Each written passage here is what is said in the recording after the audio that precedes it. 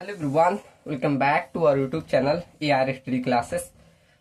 हम पढ़ रहे हैं जियो टेक्निकल इंजीनियरिंग और हमने अपनी स्टार्ट कर दी है यूनिट नंबर सेकंड, जिसमें सेकंड यूनिट में हमने पहला टॉपिक कवर कर लिया, क्या स्टेसिस इन सॉइल। उसमें मैंने एक न्यूमेरिकल भी करवाया था, ये रहा, और मैंने बाकी बोला न्यूमेरिकल आप लोग कीजिएगा। अगर न्यूमेरिकल में डाउट आएगा तो मेरे पास भेजिएगा, ठीक। मैं जब वन शॉट कराऊंगा तब करा दूंगा और सोल्यूशन में तुरंत भेज दूंगा आप सबके पास, ठीक।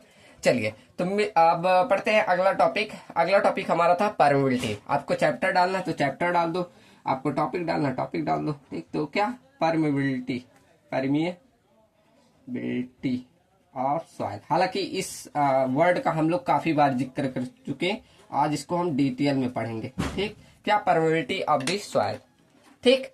चलो तो स्टार्ट करते हैं। अब देखो परमिबिलिटी क्या होता है। आप कोई सॉइल मास लिए, उसमें बस पानी को पास करने की जो एबिलिटी होती है वही आपकी परमिबिलिटी कहलाती है। कैसा राइमिंग मैच हुआ ना। देखो क्या हुआ कि आपने ऐसे मान लो सॉइल मास लिया। अब सॉइल के पार्टिकल ऐसे मैं जूम करके देख रहा हूँ, मान लो ऐसे है, कई सारे सॉइल पार्टिकल है, अब ऐसे है, ठीक।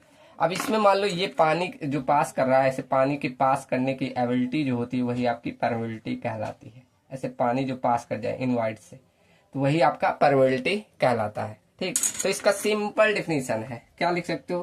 Permeability is defined as permeability is defined as the ability of the soil mass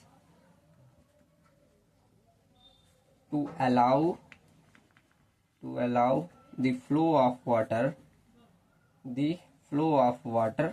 through it, ठीक, through it। तो अपने यहाँ सॉइल मास से पानी को फ्लो करने की जो एबिलिटी होती है वही आपकी परमिबिलिटी कहलाती है। अब ये पानी यही पास कर रहा है, इसलिए इसको बोला जाता है हाइड्रोलिक कंडक्टिविटी भी नाम से जाना जाता है, क्या। तो यहाँ लिख सकते हो permeability is also known as permeability is also known as क्या हाइड्रोलिक कंडक्टिविटी,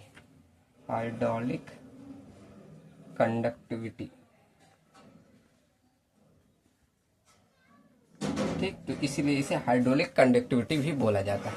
अब इसकी जो वेलोसिटी होती है, देखो ये भी ऐसे फ्लो कर रहा है, तो इसकी मतलब जो यूनिट होती है ये सिमिलर, जैसे आप वेलोसिटी कैलकुलेट करते हैं वैसे भी इसकी भी यूनिट होती है, ठीक। तो ऐसे लिख सकते हैं its unit is similar to that of velocity. जैसे आप लिख सकते हैं मीटर पर सेकेंड और सेंटीमीटर पर सेकेंड। देखो सिमिलर है ना, ऐसे जैसे पानी ही फ्लो कर रहा है तो वही वेलोसिटी जैसे होता है वैसे इसकी भी यूनिट रहेगी। तो इसी प्रकार आप ऐसे ये भी बता सकते हैं, अगर ये मतलब कोर्स ग्रेन सॉइल है तो इसमें ज्यादा ऐसे पानी पास करेगा, और फाइन रहेगा तो आसानी से नहीं फाइन पास करेगा, ठीक। तो ऐसे लिख सकते हो in case of coarse grain soil जो वाइड साइज होते हैं, वाइड साइज आर मोर, ठीक। किसके कंपेयर में, compare to fine grain soil के। तो इसलिए हम कह सकते हैं therefore permeability will be more किसमें, इन कोर्स ग्रेन सॉइल में, ठीक। तो यहाँ इस तरह अब एक टेबल में बता दो किस सॉइल की कितनी परमिबिलिटी होती है। ये देखो जैसे ग्रेवल हुआ, अब ग्रेवल के ऐसे ढेर सारे ग्रेवल रखे हो तो उसकी परमिबिलिटी बोली जाती है 1 से ज्यादा होती है, 1 सेंटीमीटर पर सेकंड से ज्यादा होती है। वहीं सैंड का देखेंगे तो 1 से लेकर 10⁻³ सेंटीमीटर पर सेकंड इतना होता है। ऐसे सिल्ट का देखोगे 10⁻³ से लेकर 10⁻⁷ तक होता है। क्ले का देखोगे तो लेस देन 10⁻⁷ सेंटीमीटर पर सेकंड। देखो इसकी परमिबिलिटी कितनी कम है, ठीक। चलो तो ये सारा हुआ अबाउट हमारे परमिबिलिटी टॉपिक के, ठीक। अब बढ़ते हैं, अगला सबसे इंपॉर्टेंट टॉपिक आपका है डार्सी लॉ। ये बहुत इंपॉर्टेंट है, ठीक। Darcy law. अब डॉर्सी लॉ क्या था कि इन्होंने बोला कि आप कोई सॉइल मास लिए, सैचुरेटेड सॉइल मास लिए, उसमें अगर लेमिनार फ्लो की कंडीशन हम ले और यूनिक हाइड्रोलिक ग्रेडियंट ले, और जो क्रॉस सेक्शन एरिया ले रहे हैं वो भी हम यूनिट ले, तो जो फ्लो होता है, वेलोसिटी होता है, वो डायरेक्टली प्रोपोर्शनल होता है वेलोसिटी ग्रेडियंट के। ठीक, कैसे, यही इन्होंने कहा था। ठीक, क्या बोला, अकॉर्डिंग टू डार्सीस लॉ, क्या बोला, in a saturated soil mass under किसके, लेमिनार फ्लो कंडीशन। और हम क्या ले रहे हैं, फॉर यूनिट हाइड्रोलिक ग्रेडियंट। अभी क्या टर्म क्या है सब बता दूंगा। हाइड्रोलिक ग्रेडियंट के, वो भी फ्रॉम यूनिट एरिया से। ठीक, unit area of cross section से, तो वहां the flow is considered as कैसे, उन्होंने बोला कि जो आपकी वेलोसिटी रहेगी वो डायरेक्टली प्रोपोर्शनल रहेगी हाइड्रोलिक ग्रेडियंट आई के। बस यही किसका, डार्सी का ला था। क्या कि अगर हम एक सैचुरेटेड सॉइल मास ले, मतलब एस की वैल्यू 1 ले ले, अंडर लेमिनार क्या होता है, एक ऐसे लाइन में जो फ्लो करता है लेमिनार, आप सब लोगों ने पढ़ा होगा फ्लूइड में, तो लेमिनार फ्लो कंडीशन में, और हाइड्रोलिक ग्रेडियंट हम यूनिट हाइड्रोलिक ग्रेडियंट लेके चल रहे हैं, और यहाँ per unit cross section area लेके चले, तो वहां पर हमारा जो वेलोसिटी होता है वो डायरेक्टली प्रोपोर्शनल होता है किससे, हाइड्रोलिक ग्रेडियंट से। या लिख दो, ये हमारा वी क्या है, डिस्चार्ज जो वेलोसिटी है, और यहाँ आई क्या है, हाइड्रोलिक ग्रेडियंट। ठीक, ये होता है। अब यहाँ इसको जब हम प्रोपोर्शनल का चिन्ह हटाते हैं तो कुछ कांस्टेंट आता है, तो ये कांस्टेंट आता है के इंटू आई। अब के क्या होता है, यही परमिबिलिटी कांस्टेंट होता है, कांस्टेंट बोले या कोफिशिएंट बोल दो। ठीक, तो के हमारा होता है कोफिशिएंट ऑफ परमिएबिलिटी। ठीक, परमिएबिलिटी ये आपका होता है। अब सीखते हैं कि हाइड्रोलिक ग्रेडियंट क्या है, यहाँ ग्रेडियंट कर लो। ठीक, ये आपका हाइड्रोलिक ग्रेडियंट। तो देखो, जैसा इन्होंने कंडीशन लिया वैसा हम एक पहले फिगर बनाए। मान लो ये हम कोई कंटेनर ले रहे हैं, ऐसे कोई सॉइल मास ले रहे हैं। ठीक, ऐसे 3D में दिखा रहा हूं, ये ऐसे सॉइल मास लिया। ठीक, चलो ये सॉइल मास लिया। अब इसमें मान लो ऐसे मिट्टी आपकी पूरी भरी हुई है, मैं ऐसे किनारे दिखा दे रहा हूँ। ठीक, ऐसे पूरी भरी हुई, पूरी इस तरह से मिट्टी आपकी भरी हुई है। अब हम इसमें क्या करते हैं, एक डायरेक्शन में ऐसे पानी का फ्लो के लिए लगाते हैं, कुछ हेड तक रख दे रहे हैं। ठीक, एक डायरेक्शन में यहाँ अलग में ऐसे सॉइल सब पूरा भरा हुआ है। ठीक, पूरी तरह से सॉइल ऐसे फिल है, या किनारे बस मैं दिखा दे रहा हूँ। ठीक, पूरा तरह से पूरा फिल है सॉइल। ठीक, चलो उसके बाद दूसरी तरफ भी हम देख रहे हैं, जब यहाँ ऐसे एक ट्यूब लगा के, अब मान लो यहाँ इसकी हाइट ऐसे थी पानी की, शुरू में ये h हाइट की थी। ऐसे जब यहाँ शुरू में हमने लगाया, यहाँ पर ये h हाइट की थी। अब यहाँ से हमने फ्लो करने दिया, ऐसे इसमें मतलब पानी जब ऐसे ऐसे जाकर इसमें से फ्लो किया होगा ना, फिर इस ट्यूब में जब गया होगा तो यहाँ ऐसे कुछ ही दूरी तक यहाँ ऐसे ऊपर चढ़ा होगा। ठीक, ऐसे गया होगा ना, मान लो ये, इसे मान लो H1 मान लो, इसे हम H2 मान ले रहे हैं। ठीक, तो यहाँ देखते हैं कि हमारा पहले शुरू में क्या h हाइट तक था, फिर यहाँ फ्लो करते करते जब यहाँ सॉइल मीडियम से पास किया तो कुछ रिडक्शन हुआ ना, डेल्टा एच का रिडक्शन हुआ, तो इसे बोला जाता है हेड कॉजिंग फ्लो। ठीक, मतलब यहाँ डेल्टा एच की वैल्यू अगर निकालना चाहो इसे निकाल सकते हो। H1 शुरू में हाइट थी, इसमें से माइनस कर दो, H2 जो प्राप्त हुआ, तो ये जो प्राप्त होता है इसे बोला जाता है हेड कॉजिंग फ्लो। जो मतलब आपका रिडक्शन हुआ उसे बोला जाता है हेड कॉजिंग फ्लो। ठीक, अब मान लो एल लेंथ का आपने पूरा ये इंस्ट्रूमेंट जो भी बनाया आपका ने एल लेंथ का लिया, और ये जो पानी आपका फ्लो कर रहा है ए एल डैश, मतलब कुछ ऐसे लीनियर थोड़ी फ्लो करेगा। ऐसे सॉइल मास आसपास भरी होगी तो यहाँ से ऐसे लीनियर, ऐसे कोई आपका लीनियर थोड़ी ऐसे इधर उधर करके तब जाकर यहाँ पहुंची होगी, तो इसे एल डैश लेंथ मान लेते हैं। कहने का मतलब यहाँ कंडीशन क्या बनेगा कि एल डैश की वैल्यू एल के ज्यादा होगी ना। लेकिन हम क्या करते हैं, हम अज्यूम करके चलते हैं कैलकुलेशन पर्पज के लिए एल इज एल डैश के बराबर, मतलब एल की वैल्यू एल डैश के बराबर ले लेते हैं। ठीक, तो अब यहाँ आता है कि आपका हाइड्रोलिक ग्रेडियंट आई का फॉर्मूला क्या होता है। तो I इक्वल टू होता है जो head causing flow upon length of resisting medium, इन दोनों का रेशियो ही आपका कहलाता है हाइड्रोलिक ग्रेडियंट। ठीक, क्या head causing flow divided by जो आपका length of resisting medium L है। ठीक, लेंथ ऑफ रजिस्टिंग मीडियम ये आपका कहलाता है I। ठीक, तो यहां से दिखा सकते क्या H1 minus H2 divided by L। ठीक, या डायरेक्टली ऐसे लिख सकते हैं delta S divided by L, ये आपका होता है हाइड्रोलिक ग्रेडियंट। ठीक, तो ये आपका I की वैल्यू होती है। हालांकि सब लोग पढ़े होंगे I का मान उसमें फ्लूइड में पढ़े होंगे। ठीक, चलो अब यहाँ एक नोट पॉइंट लिखो। देखो नोट में क्या लिखो कि यहाँ जब डार्सी लॉ ने जब ये पूरा कैलकुलेशन किया तो उन्होंने क्या किया, पूरा ऐसे क्रॉस सेक्शन ले लिया। यहाँ देखो पानी कहाँ से फ्लो करेगा, इसके वाइड से, लेकिन इन्होंने क्या किया, पूरे ऐसे अब कुछ डिडक्ट थोड़ी किया, पूरा एरिया पूरा का पूरा ले लिया। मतलब इन्होंने जब कैलकुलेशन किया ये पूरा एरिया ले लिया, ये जो सॉइल के पार्टिकल थे ये थोड़ी कहीं से कुछ ये डिडक्ट किया। मतलब डार्सी लॉ ने जो एज्यूम किया वो वाटर फ्लो कर रहा है पूरी इंटायर क्रॉस सेक्शन से। ठीक, जो कि सही नहीं है, पूरी इंटायर क्रॉस सेक्शन से थोड़ी फ्लो कर रहा है, इसके वाइड से फ्लो कर रहा है। तो इसलिए हम इस वेलोसिटी को एक्चुअल वेलोसिटी नहीं बोलते, इसे बोला जाता है वर्चुअल वेलोसिटी या सुपरफिशियल वेलोसिटी या मैक्रो स्कोपिक वेलोसिटी बोल देते हैं, या डिस्चार्ज वेलोसिटी, इतने नामों से बोल दिया जाता है, लेकिन इसे एक्चुअल वेलोसिटी नहीं बोला जाता। अभी बताऊंगा एक्चुअल वेलोसिटी कैसे निकालोगे। ठीक, चलो तो क्या बोले कि डार्सी ने क्या किया, डार्सी एज्यूम दैट जो वाटर है, assume that water flow through कहां से, ऐसे लिखो, क्या लिखा, डार्सी फ्लो दैट वाटर, देखो जल्दीबाजी कर, Darcy assume that water flows कहां से, from the entire cross section से। ठीक, लेकिन ये हमारा ट्रू नहीं है, विच इज नॉट ट्रू है। आप ही लोग देखिए, इन्होंने पूरा इंटायर क्रॉस सेक्शन मान लिया, ये ट्रू थोड़ी है, ऐसे वाइड से फ्लो कर रहा है ना, ये गलत है। तो ये इसीलिए इसे एक्चुअल वेलोसिटी नहीं बोला। देयरफॉर हम कह सकते हैं जो वेलोसिटी हमें ऑब्टेन्ड हुआ, velocity obtained is not the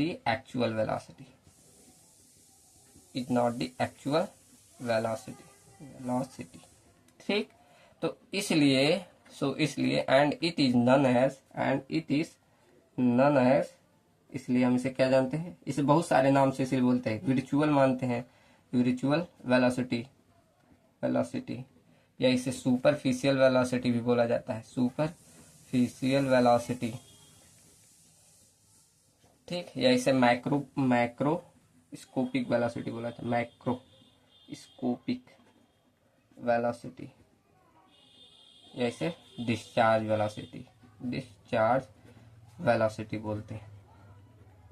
ठीक, तो इसलिए इसे हम एक्चुअल वेलोसिटी नहीं बोलते। तो आपके मन में विचार आया तब एक्चुअल वेलोसिटी क्या होगी। चलो देखो इसका कैलकुलेशन करते हैं। मान लो ये जो शुरू में पहले कैलकुलेशन किया डार्सी ने, ये ऐसे किया ना, इन्होंने मतलब पानी ऐसे था आपका, मतलब ये सॉइल मास हुआ, इसमें पूरा ऐसे पानी फिल था, ऐसे तो इसमें ऐसे पूरा पानी फिल था, मतलब पानी ऐसे इसके वाइड से पास करता ना, ऐसे करता इसके वाइड से, मान लो ऐसे बना दे रहा हूं मैं हल्का हल्का।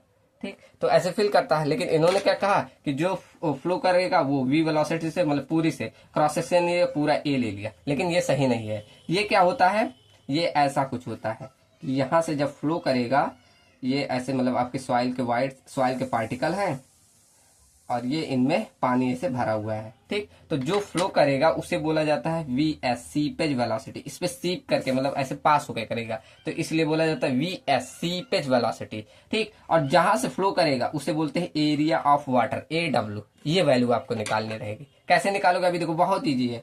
सोच रहे होंगे बहुत टफ है ना। ये हमने L लेंथ का पूरा क्रॉस सेक्शन लिया था और वाटर जो फ्लो कर रहा था वो L' लेंथ लिया था ना। अब देखो या सब टर्म लिखना चाहो लिख दो, उसके बाद अभी प्रूफ कर दे रहा हूं। ठीक, तो यहाँ देखो V हमारा क्या है, V हमारा डिस्चार्ज वेलोसिटी है। कॉन्सेप्ट समझ में आया ना, क्या क्या मैं कहना चाहता हूँ। ठीक, उसके बाद A हमारा क्या हुआ, टोटल क्रॉस सेक्शन एरिया, और यहाँ VS क्या हुआ, सीपेज सीपेज वेलोसिटी। अभी सीपेज हमें आगे पढ़ना भी है। सीपेज मतलब ऐसे जो सीप करके मतलब जाता है, वही हमारा सीपेज वेलोसिटी करता है, मतलब इस वाइड्स के थ्रू। अभी आगे हमारा टॉपिक भी है, ठीक। तो बस इतना जानिए, सीपेज वेलोसिटी जो वाइड्स के थ्रू पास कर रहा है, ठीक। तो वीएस हो गया। अब एडब्ल्यू क्या है? एरिया ऑफ वाटर, जहां से फ्लो कर रहा है, एरिया ऑफ वाटर। तो हमें यही एक्चुअल जहां से सीपेज वेलोसिटी यही निकालना है। तो क्या कर दें, इन दोनों को इक्वल कर दे। कंटिन्यूटी इक्वेशन पढ़ा है, वही अप्लाई कर दो।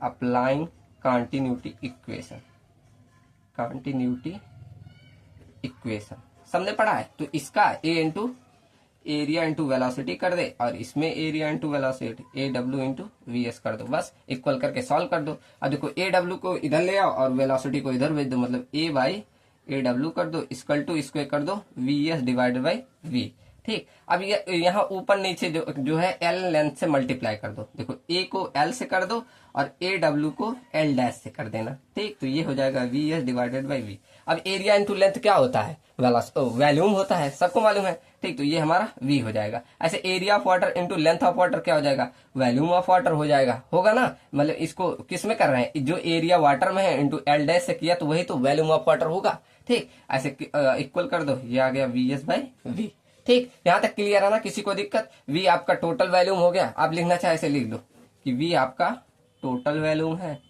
टोटल वॉल्यूम है, और वी डब्ल्यू आपका क्या है? Volume of water, volume of water, ठीक।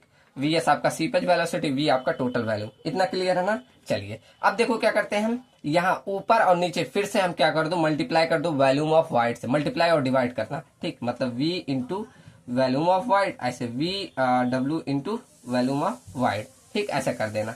उसके बाद देखो V S divided by V. अब ये देखो इसको अरेंज करें। अगर यहाँ देखो आपने फॉर्मूला पढ़ा है ना कि वॉल्यूम ऑफ वाइड डिवाइडेड, इसको ऐसे मतलब चेंज करेंगे कि वैल्यू सबको नीचे लाना होता है, ठीक। देखो ऐसे ये इसके साथ आ जाएगा कुछ ऐसे, 1 divided by volume of water divided by volume of void into, इसको नीचे लाओ, volume of void into V से इसकल टू कर दिए V S divided by V. समझ में आया ना? मतलब ये जो ऊपर दोनों टर्म था, इसको हम नीचे ले आए और अरेंज कर दिया। हमें कुछ फॉर्मूला लाना है, ठीक। तो यहाँ क्या हो गया? 1 divided by volume of water into volume of void into ये आ गया volume of void divided by V equal to V S divided by V, बस, ठीक। अब देखो आपको याद है कि volume of water divided by volume of void क्या? डिग्री ऑफ सैचुरेशन एस होता है ना। ऐसे volume of void divided by V आपका पोरोसिटी होता है, ठीक। तो यहाँ 1 डिवाइडेड बाई ये हो जाएगा पोरोसिटी एस इंटू एन, और ये हो जाएगा सीपेज वेलोसिटी इंटू वी। बस आपका निकल गया सीपेज वेलोसिटी का फॉर्मूला।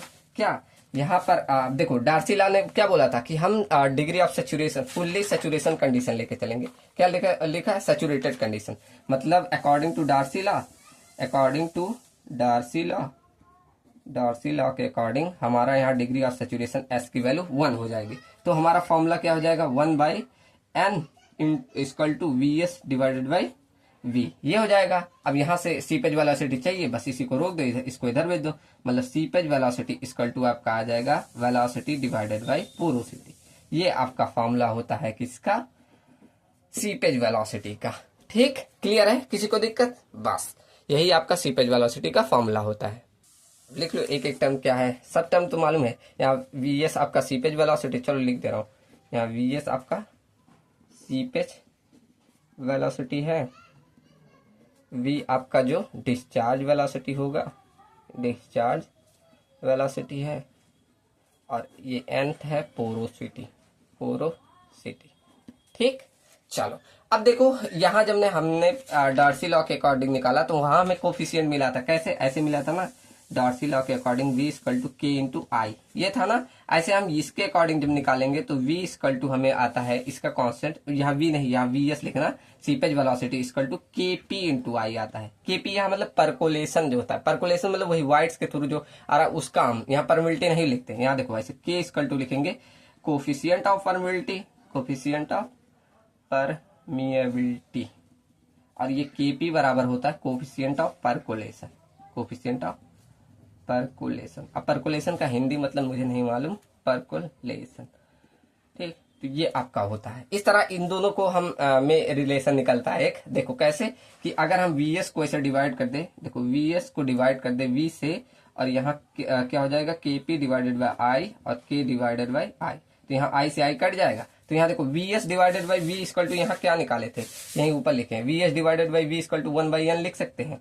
इसे यहाँ, इसे इक्वेशन मान लो, इसे इक्वेशन फर्स्ट लिख दो, फ्रॉम इक्वेशन फर्स्ट से हम V S divided by V के स्थान पे 1/n रख दे, तो क्या K P upon K equal to ये रिलेशन आ जाएगा। तो मुझे अगर कोफिशिएंट ऑफ परकोलेशन ज्ञात करना पड़े, तो coefficient of percolation equal to coefficient of permeability divided by porosity, ये कर देना, आपको परकोलेशन का भी वैल्यू मालूम चल जाएगा। ठीक, क्लियर है ना, कितना इजी है। अगर आपको डार्सिला पूछ ले तो पूरा आप एक एक टर्म निकाल सकते हैं। ठीक, तो इस पे न्यूमेरिकल भी आते हैं, आप लोग ट्राई कीजिएगा, मैं न्यूमेरिकल नहीं लेके आया हूँ। ठीक, चलो अब अगला टॉपिक पढ़ते हैं कि हमारा जो परमेबिलिटी होता है इसे डिफाइन करने के बहुत सारे मेथड होते हैं, लैबोरेटरी मेथड होते हैं, इनडायरेक्ट मेथड होते हैं, फील्ड मेथड होते हैं।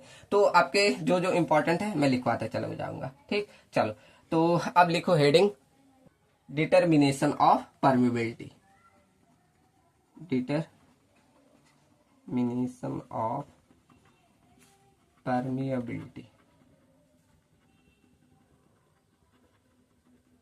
आपको कभी कभी दिखता है कि मैं ऐसे दिखता नहीं ना, जहां ना दिखे तो आप लोग क्या कीजिएगा, मैं जो बोलता रहूं वहां से सुन लीजिएगा, वही नोट कर लीजिएगा। ठीक, मैंने काफी बार देखा ऐसे, यहाँ ऊपर नहीं दिख रहा था नीचे। ठीक, तो वहां आप लोग उसके लिए सॉरी, मैं बार बार कैमरा नहीं देख सकता। ठीक, चलो तो यहाँ क्या हो गया, डिटर्मिनेशन ऑफ परमेबिलिटी। अब कितने सारे मेथड मैंने बोला, लैबोरेटरी मेथड होते हैं, इनडायरेक्ट मेथड होते हैं और फील्ड मेथड। ठीक, तो आप ऐसे लिख, चलो थोड़ा थ्योरी लिख दो कि it can found out, it can be found out by following method. ऐसे नहीं अच्छा लगता, चलो ठीक। अब देखो पहला कौन सा बोला मैंने, सबसे देखो पहला वाला लैबोरेटरी मेथड, ये आपका बहुत चांस होता है पूछने के, इस पे न्यूमेरिकल भी आते हैं। ठीक, तो इस पे करिएगा, यही दोनों आज का टॉपिक है। क्या, लैबोरेटरी मेथड। अब इसमें लैबोरेटरी में दो आते हैं, एक आपका आता है कांस्टेंट हेड परमेबिलिटी मेथड, एक आता है फॉलिंग हेड या variable head permeability method. Constant head coarse grain के लिए होता है और ये फॉलिंग हेड आपके फाइन ग्रेन के लिए होता है। ठीक, तो अभी दोनों आज खत्म कर देंगे। ठीक, तो पहला कौन सा मेथड मैंने बोला, कांस्टेंट हेड परमेबिलिटी मेथड।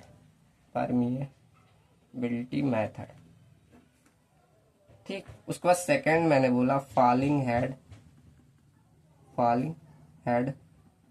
और इसे वेरिएबल हेड भी बोला जाता है। अब ऐसा नाम क्यों हुआ, अभी जब पढ़ोगे तब क्लियर हो जाएगा नाम इसका क्यों ऐसा है। ठीक, तो फॉलिंग हेड और वेरिएबल हेड परमेबिलिटी मेथड। ठीक, और आपके सेकंड जो है इनडायरेक्ट मेथड, ये डायरेक्ट आपको फॉर्मूला ध्यान रखना है। ठीक, इनडायरेक्ट, इस पे मतलब न्यूमेरिकल भी नहीं उतना पूछा जाते, एक दो पे है जो पूछ लिया जाता है। ठीक, तो इनडायरेक्ट मेथड, अब इसमें बहुत सारे आपका फॉर्मूला आता है, 3-4 देख लो। आपका कॉजनी कार्बान मेथड हो गया, एलन हेजन हो गया, कंसोलिडेशन तरजागी, ऐसे बहुत सारे हैं। ठीक, तो लिख दे रहा हूँ सबका ऐसे, अभी सबका फॉर्मूला मैं लिख दूंगा। ठीक, कॉजनी कार्बान्स मेथड, ऐसे आपका एलन हेजन मेथड आता है, एलन हेजन मेथड, ऐसे कंसोलिडेशन हम बहुत डिटेल में पढ़ेंगे, वहां भी ये फॉर्मूला आपको आएगा, तो ये इंपॉर्टेंट रहता है। यहाँ बस फॉर्मूला देखेंगे, कंसोलिडेशन चैप्टर में पूरा देख लेंगे। ठीक, उसके बाद आपका तरजागी आता है, तरजागी भी हमें पढ़ना है, तरजागी मेथड, ये हम मतलब आगे चैप्टर है इन सब का बहुत डिटेल में पढ़ना है। ठीक, तरजागी मेथड ये, उसके बाद लूडेंस मेथड का आता है, लूडेंस मेथड, उसके बाद आपका जैकी दादा या बोलो जैकी मेथड। ठीक, जैकी दादा को जानते हो, हीरो जो हमारे हैं, तो उनके नाम पे भी है, तो ये जैकीज मेथड। ठीक, तो इस तरह आपका ये इनडायरेक्ट मेथड होता है। अब लास्ट आपका सी आपका होता है फॉलिंग हेड मेथड। अब इसमें भी दो मेथड है, एक पंपिंग इन मेथड, एक पंपिंग आउट मेथड। ठीक, इसमें से आपका पंपिंग आउट मेथड सबसे इंपॉर्टेंट है। ठीक, आपका कौन सा पहले बोला, पंपिंग आउट टेस्ट करते हैं और उसके बाद पंपिंग इन टेस्ट करते हैं, पंपिंग इन टेस्ट। तो ये सारे इतने टेस्ट हमें करने हैं। ठीक, उसके बाद एक अभी आएगा जो पैरेलल हेड वाला, वो हम कर देंगे। चलो वो ये इतने सारे मतलब हमें इतने सारे मेथड है परमेबिलिटी ज्ञात करने के। ठीक, चलो तो पहला स्टार्ट करते हैं लैबोरेटरी वाला। लैबोरेटरी में पहला हम पढ़ेंगे कांस्टेंट हेड परमेबिलिटी मेथड। ठीक, चलो तो हेडिंग डाल लो, कांस्टेंट हेड परमेबिलिटी मेथड। चलो तो हेडिंग डालो, कांस्टेंट हेड परमिएबिलिटी मेथड। अब ये सबसे इजी है, सेकंड वाला थोड़ा सा उसमें डेरिवेशन है, फर्स्ट वाला तो एकदम इजी। चलो मैं एक फिगर बनाना है, मैं बना दूँ भी, टाइम वेस्ट होगा नहीं तो। देखो ये रहा आपका कांस्टेंट हेड परमिएबिलिटी का पूरा इंस्ट्रूमेंट। आप लोग ये लेबोरेटरी टेस्ट भी करेंगे अपने, जब लैब वाला होगा तो वहां पर कराया जाएगा, तो अच्छी बात है। ठीक, तो ये सब आपने इंस्ट्रूमेंट देखेंगे, ऐसे बकेट सा गोल सा ये होता है, ऐसे देखेंगे आप लोग। ठीक, तो इसमें देखो ऊपर क्या होता है, फ्लूइड भरा होता है एक कांस्टेंट हेड पे, इसीलिए इसे इसका नाम बोला जाता है कांस्टेंट हेड परमिएबिलिटी। ऐसे फ्लूइड भरा होता है। ठीक, ये आपका मतलब इनलेट बोला जाता है, इनलेट। यहाँ पर हम क्या करते हैं, कांस्टेंट हेड पे वाटर ऐसे भर देते हैं। ठीक, लिख लो कांस्टेंट हेड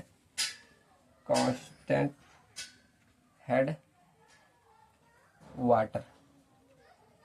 ठीक, ऐसे वाटर रिजर्वायर, एक कांस्टेंट हेड पे ऐसे वाटर रिजर्वायर बना के रखते हैं। ठीक, और यहाँ ऊपर नीचे आपको अलग सा दिख रहा है ना, ये क्या होता है, ये बोला जाता है परमिएबल डिस्क। ठीक, परमिएबल डिस्क।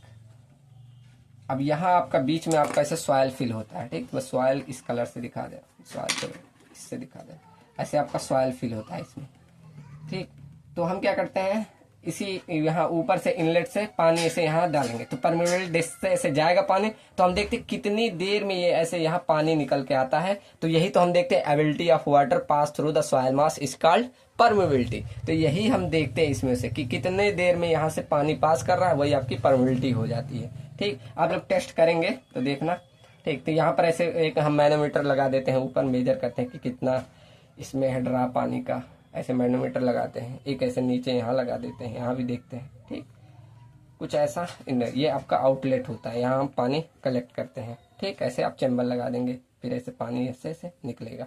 ठीक, ये भी आपका परमिएबल डिस्क है ऊपर नीचे। ठीक, चलो तो क्या बोल रहा है, एक इसमें कांस्टेंट हेड मेंटेन करके रखते हैं। सेकंड पॉइंट ध्यान रखो कि ये जो वैलिड होता है सिर्फ कोर्स ग्रेन के लिए, फाइन ग्रेन के लिए नहीं वैलिड होता। क्यों? क्योंकि फाइन में आपका पानी पास करने में बहुत टाइम लगता है, इसलिए। ठीक, तो 2 पॉइंट पहले लिख ले, उसके बाद बता रहा हूँ। तो पहला मैंने बोला कि इसमें क्या हम एक कांस्टेंट हेड को मेंटेन करके रखते हैं। इन दिस टेस्ट हम क्या करते हैं, a constant head is maintained। ठीक, एक हम कांस्टेंट हेड को मेंटेन करते हैं। उसके बाद क्या पॉइंट बोला कि ये जो वैलिड होता है केवल कोर्स ग्रेन सॉइल के लिए वैलिड होता है। ठीक, तो दिस मेथड ऐसे लिखो, दिस टेस्ट लिख दो, this test is suitable for किसके लिए, कोर्स ग्रेन सॉइल के लिए। ठीक, अब थर्ड पॉइंट लिखो कि इसमें जब हम टेस्ट करते हैं ना, तो यहाँ पर जो हमारा आउटलेट हुआ, यहाँ पर हमें एक अच्छा खासा अमाउंट में वाटर कलेक्ट होते देखता है, और वही जो वाटर कलेक्ट हुआ इसका वॉल्यूम हम नोट करते हैं। ठीक, अब इसी वॉल्यूम जो नोट किए ना, उसी के आधार पे हम निकालेंगे परमिएबिलिटी। अभी कैसे, अभी देखो बताता हूँ। तो हम क्या करते हैं, एट द आउटलेट, ये देखो आपका आउटलेट है, मैंने लिखा भी, एट द आउटलेट पे एक हमें अच्छा खासा बोलते सब्सटेंट अमाउंट। ठीक, सब्सटेंट या सब्सटेंशियल भी बोला जाता है, वही लिखो, substantial amount of water is collected.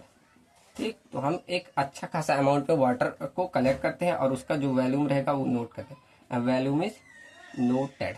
ठीक, तो हम वहां पर जो हमें यहाँ आउटलेट रहेगा, वहां पर जितने पानी आएगा उसको हम नोट करेंगे। अब चलो उसी डार्सी लॉ क्या बोला, अभी यहाँ लिखो, अकॉर्डिंग टू, कैसे कैलकुलेट करोगे परमिएबिलिटी का, तो अकॉर्डिंग टू डार्सी लॉ, ये दिख रहा है कलर बहुत फीका चल रहा है। ठीक, तो दिख रहा है ना, अकॉर्डिंग टू डार्सी लॉ। ठीक, डार्सी लॉ ने क्या बोला कि हमारा जो डिस्चार्ज वेलोसिटी होगा वो डायरेक्टली प्रोपोर्शनल होगा वेलोसिटी ग्रेडियंट के, तो उसको हमने कोफिशिएंट में कन्वर्ट किया तो k/i आया था। ठीक, ये हमारे डार्सी जी ने दिया था। तो हमें यहाँ डिस्चार्ज कैलकुलेट करना है कितना हुआ। तो डिस्चार्ज का फॉर्मूला क्या होता है, Q इक्वल टू, आपने पढ़ा होगा, एरिया इंटू वेलोसिटी, पढ़ा है सबने। तो यहाँ से Q इक्वल टू क्या आ जाएगा, बस यहाँ एरिया के रख दो, मतलब वेलोसिटी के स्थान पे रख दो k/i। तो ये फॉर्मूला आप ये सिर्फ Q इक्वल टू k/i, ऐसे फॉर्मूला ध्यान रखना, ये आपका बहुत न्यूमेरिकल में काम आ जाएगा, सिर्फ इतना पार्ट। अभी आगे और देखो, इसको चेंज करते हैं, ठीक, तो यहाँ से ये समझ में आया ना, Q इक्वल टू हमारा होता है एरिया इंटू वेलोसिटी। तो यहाँ से हमने वेलोसिटी जो हमने फार्मूला था डॉर्सी के अकॉर्डिंग इस पे रख दिया। तो Q इक्वल टू KAI, यहाँ देखो अब मैंने ऐसे याद किया है तो याद आ रहा है वही, तो KAI या AKI यहाँ लिखा गया है, ऐसे ध्यान रखना, ये जल्दी मुझे ध्यान था, KAI। ठीक, के आपका कोफिशिएंट ऑफ परमिबिलिटी, ए आपका एरिया ऑफ क्रॉस सेक्शन, आई आपका वेलोसिटी ग्रेडियंट। इस आपका इस पे जो है काफी न्यूमेरिकल पूछे जाते हैं। अब इसको और चेंज करके हम क्या ज्ञात कर रहे हैं, चलो परमिबिलिटी के की वैल्यू तो कैसे ज्ञात कर सकते हो। अब आपको मालूम होगा कि क्यू की इक्वल टू ये भी होता है क्या, वॉल्यूम, जो आपका वॉल्यूम फ्लो हो रहा है पर यूनिट टाइम, ये भी आपका होता है फॉर्मूला किसका, डिस्चार्ज का, क्यू का होता है ना। तो जो जो चीजें ज्ञात की रख दो, हम यहाँ क्यू इक्वल टू रख दें V/T equal to K into A into I. अब यहाँ आई इक्वल टू हमारा क्या होता है, head causing flow per unit length, यही होता है ना। तो यहाँ रखो V into T equal to K into A into I equal to क्या रख दें, H/L रख दें, वही head causing flow, S equal to head causing flow, L हमारा लेंथ ऑफ रेजिस्टिंग मीडियम। अब यहाँ से हम निकाल ले यही के की वैल्यू हमें फाइंड करनी है। तो के इक्वल टू क्या ऐसे लिख सकते हैं, अब इसको इधर भेज दो, V/T into A into L/H। ठीक, ये आपका किसका फॉर्मूला हो गया, कोफिशिएंट ऑफ परमिबिलिटी ज्ञात करने। ठीक, तो ऐसे आप चेंज करके ज्ञात कर सकते हैं, सिंपल है ना। सब चीज लिखना चाहो ऐसे लिख सकते हो कि आपका coefficient of permeability, coefficient of permeability. ठीक, ये आपका टी टाइम होगा, जितने टाइम में पास हुआ होगा, वी आपका वॉल्यूम जो आपने नोट किया था, ए आपका क्रॉस सेक्शन का एरिया है, लिख दूं, चलो ये देखो ए इधर जाएगा तो 1/A हो जाएगा, मैंने ए लिख दिया, ये 1/A हो जाएगा। ठीक, तो ध्यान देना 1/A हो जाएगा। ठीक, ये सही कर लेना। तो ए आपका क्रॉस सेक्शन का एरिया हो जाएगा, क्रॉस सेक्शन एरिया। एल आपका लेंथ ऑफ, अभी मैं फिर से फॉर्मूला लिख दे रहा हूँ, गंदा हो गया है। एल आपका length of resisting medium, resisting medium. H आपका क्या हो गया, एच आपका हेड काजिंग फ्लो होता है, हेड काजिंग फ्लो। ठीक, एक बार यहाँ फॉर्मूला लिख दे रहा हूँ अच्छे से, के इक्वल टू आपका V/T into 1/A into L/H। ठीक, आपको याद करने की जरूरत नहीं है, बस आप यहाँ जो जो टर्म आपको मालूम है बस वही पुट करके मैंने रख दिया, ये आपका कोफिशिएंट ऑफ परमिबिलिटी के निकल जाता है। ठीक, चलो बस इतना आपका पहला मेथड है, कोई टफ है, बस आपको ये फॉर्मूला मालूम था, आपको मालूम है Q equal to area into velocity होता है, रख दिया मैंने, सारा टर्म रख के चेंज ही किया है। ठीक, चलो अब सेकंड पढ़ते हैं फॉलिंग हेड टेस्ट पे। फॉलिंग हेड या आपने क्या बोला था, वेरिएबल हेड। सेकंड हेडिंग डालो, falling head permeability test, permeability test. ठीक, चलो इसका मैं फिगर बना दूं फिर समझा। इसका इमेज यहाँ बना दिया, काफी बड़ा इमेज था, वहां नहीं फिट हो रहा था। ठीक, चलो तो सबसे पहले इसका डायग्राम समझो कैसे ये पूरा अरेंजमेंट होता है फॉलिंग हेड परमिबिलिटी मेथड का। ठीक, देखो इसमें क्या होता है, यही हमारा स्टैंड पाइप होता है, जो कि हमें इसका क्रॉस सेक्शन डायमीटर नन होता है। तो इसका एरिया हम चलो मान ले रहे थे ए, ये मालूम है ना, ये हमारा स्टैंड पाइप है, स्टैंड पाइप। इसमें क्या होता है, पूरी तरह से ऐसे पानी भरा होता है, ऐसे पूरी तरह से पानी भरा होगा। ठीक, ये आपके परमेबल डिस्क होते हैं, ऐसे मान लो ये परमेबल, ये दोनों नीचे परमेबल डिस्क लगे होते हैं ऐसे। ठीक, परमिएबल डिस्क ये हमारा किसके लिए अप्लीकेबल होता है, ये हमारा फाइन ग्रेन के लिए। तो इसमें जो होता है पानी बहुत धीरे धीरे ऐसे सीप करता है, तो ये नली इतनी पतली सी होती है कि इसमें थोड़ा सा ऐसे पानी मूव करके इधर जाएगा, तुरंत यहाँ हमें ऐसे वॉल्यूम डिक्रीज देगा, मतलब मान लो इसे DH हाइट डिक्रीज देखने को मिलेगा। ठीक, मान लो ये H1 हाइट थी, तो H1 हाइट से कुछ टाइम DT टाइम में, मान लो इसका टाइम मान ले रहे हैं हम DT टाइम में हमें DH हाइट ऐसे डिक्रीज होते दिखेगा। ठीक, क्लियर है ना। ऐसे हमारा स्टैंड पर काफी पतला, थोड़ा सा ऐसे हल्का सा यहाँ पानी निकलेगा, ये हमारा पूरा सॉइल मास है। ठीक, सॉइल मास से थोड़ा सा अगर पानी से निकलेगा तो यहाँ हमें तुरंत हमें हाइट डिक्रीज होती है, इतनी ये पतली सी पाइप होती है। ठीक, तो यही हमें कैलकुलेट करना है इस तरह फॉलिंग हेड परमिबिलिटी टेस्ट में। ठीक, चलो तो पहला तो पॉइंट इसमें लिख लो, इसमें हेड को कांस्टेंट नहीं रखा जाता है। ठीक, तो इन this method the head is not constant, the head is not constant. इसी हेड में क्या होता है, हम नोटिस करते हैं कि कितना डिक्रीमेंट हुआ। ठीक, और ये मेथड मेनली यूज होता है किसके लिए, फाइन ग्रेन्ड सॉइल के लिए। तो इट इज सुटेबल फॉर किसके लिए? फाइन ग्रेन सॉइल के लिए। ठीक, और इस मेथड में हम क्या करते हैं, एक नन डायमीटर का स्टैंड पाइप लेते हैं और उसको सॉइल मास में इंसर्ट कर देंगे। उसके बाद वाटर लेवल को हम नोट करते रहते हैं, यही इसमें प्रक्रिया होती है। ठीक, तो पूरा ये लिख दो, इन दिस मेथड ये मेथड है। ठीक, stand pipe of known diameter नहीं, सीधे एरिया लिख दो, डायमीटर से एरिया निकाले, सीधे नन एरिया, जिसे मैंने स्मॉल ए दिखाया है। ठीक, ये यहाँ दिखा दूं, जिसे मैंने स्मॉल ए दिखाया है। ठीक, तो known area is inserted in a soil mass.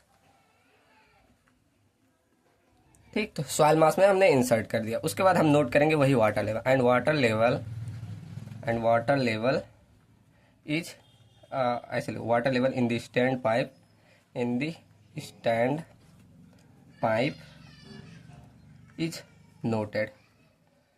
ठीक, तो जैसे जैसे उसके बाद हमारा वाटर क्या करेगा, इस सॉइल मास से फ्लो करेगा, आपको यहाँ स्टैंड पॉइंट में हाइट डिक्रीज होते हुए दिखेगा। पूरा मैंने प्रोसीजर ही लिख दिया। चलो, as the water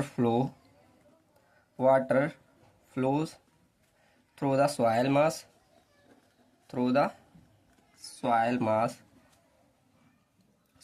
soil medium से, तो हमें क्या दिख लेगा, द लेवल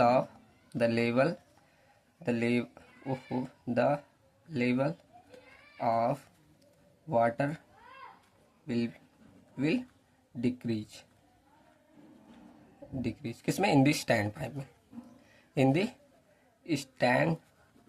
पाइप में। ठीक, चलो अब चलते हैं कैलकुलेशन पे, कैसे कैलकुलेट करोगे आप इसकी परमिबिलिटी कोफिशिएंट।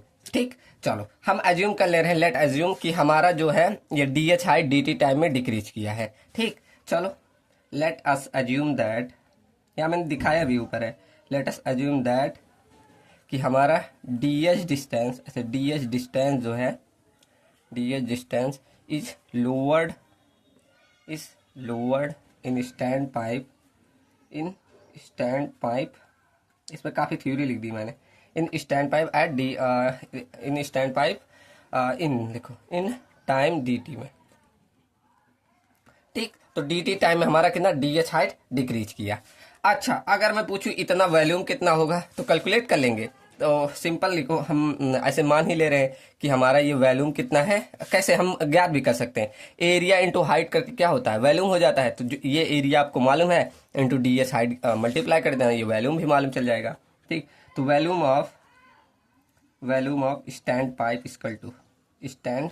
पाइप क्या हो जाएगा, आपको एरिया से मल्टीप्लाई कर देना, वो जितनी हाइट डिक्रीज हुई वो हमारा हो जाएगा वॉल्यूम, जितना हमें ज्ञात करना है। ठीक, अगर उतना का हमें डिस्चार्ज ज्ञात करना पड़े DQ, तो ज्ञात कर लोगे। देखो, डिस्चार्ज इक्वल टू क्या होता है, वॉल्यूम पर यूनिट टाइम, यही होता है ना, आपने पढ़ा होगा ना, discharge Q equal to volume पर यूनिट टाइम। तो यहाँ छोटे स्केल पे DQ पे देख रहे हैं, तो क्या हो जाएगा, dV/dt कर दे, वही मतलब छोटे स्केल पे हमने कर दिया। ठीक, तो हमें dV की वैल्यू मालूम है, ये आपका वॉल्यूम है, मतलब dV ही है ना, ये वॉल्यूम है, तो वॉल्यूम के स्थान पे इसको रख दो। अब देखो ये डिक्रीज कर रहा है, इसलिए इसको माइनस लेके चलेंगे, तो A into DH divided by DT, तो ये हमारा डिस्चार्ज आ गया, क्या, DQ बराबर माइनस का A into DH divided by DT। इतना क्लियर है सबको, कोई डाउट, जितना प्रोसीजर है पूरा क्लियर है ना। अब यहाँ हम अप्लाई करेंगे डार्सी लॉ। चलो, तो लिखो according to the Darcy law. ध्यान से देखना, जो जो कर रहा हूं एक बार खुद से अप्लाई करोगे सब लागू होगा। अकॉर्डिंग टू डार्सी लॉ, अब डार्सी ने क्या नियम दिया था, मैंने एक फॉर्मूला बोला था, आप लोग याद रखना। चलो ये नीचे कर दूं। ठीक, तो मैंने फॉर्मूला दिया था, बोला था Q equal to K into I into A, ये ध्यान रखना बोला था ना। तो बस यही फॉर्मूला अब यूज करते चलिए। अब यहाँ Q इक्वल टू जो यहाँ निकाले हो छोटे स्केल पे, इसको यहाँ रख दो, मतलब माइनस का A into DH divided by DT equal to K into I into A रख दे रहे हैं। ठीक, अब यहाँ I इक्वल टू क्या, हाइड्रोलिक ग्रेडियंट होता है, तो हमें पता है I बराबर क्या होता है, H/L।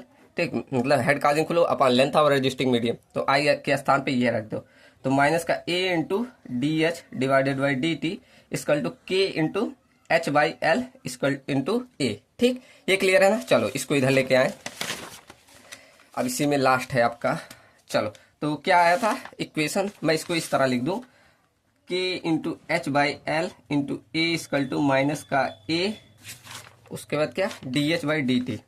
ठीक, इससे किसी को दिक्कत, बस इधर उधर कर दिया थोड़ा कैलकुलेशन अरेंज करने के लिए। ठीक, अब देखो क्या करते हैं, देखो डी टी को इधर भेज दो, एच वाली वैल्यू इधर भेज दो, तो यहाँ क्या बचेगा के बाई एल इंटू ए और के बाई एल इंटू ए, और यहाँ हमने डी एच को लाया, तो मतलब इसको हमने इधर लाया। ठीक, मतलब मैं क्या कर रहा हूँ, ये जो डी टी वाला टर्म है इधर भेजो, तो ये डी टी इधर आ गया। ठीक, बस उसके बाद ये एच वाला टर्म इधर भेज दो, तो एच यहाँ ऊपर है तो यहाँ जाएगा 1/h हो जाएगा इंटू में डी एच। यहाँ तक किसी को डाउट? ठीक, चलिए अब यहाँ माइनस था तो माइनस लेके चलो, यहाँ माइनस था तो माइनस लेके चलो।